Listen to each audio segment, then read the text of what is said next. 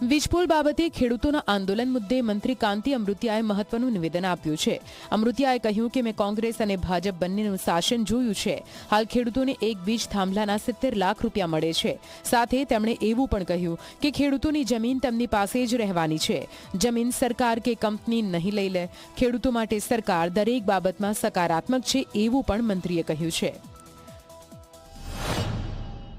બે સરકારનો વહીવટ જોયો, કોંગ્રેસનો જોયો અને ભાજપનો જોયો। હું ભાજપમાં લોખા નથી કરતો, અહીંયા હોય તો હાથું જ કહું।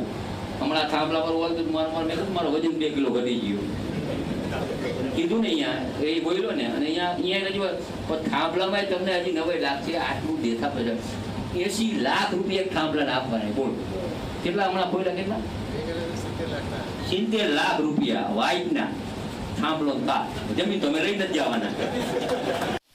માનનીય કાંતિભાઈ અમૃતિયા, આપે કહ્યું કે ખેડૂતોને આ વીજ લાઈનોમાં 60 લાખ 70 લાખ રૂપિયા મળતા, વ્હાઇટના મળતા થઈ ગયા અને જમીન ક્યાં લઈ જાય છે અને સરકાર કેટલી પોઝિટિવ થઈ છે। મારો આપને સવાલ છે કે આ 70 લાખ 60 લાખ તમે કયો છો એ કયા ગામમાં આપ્યા? નંબર 1। નંબર 2, એ ક્યારથી આપવાના ચાલુ થયા?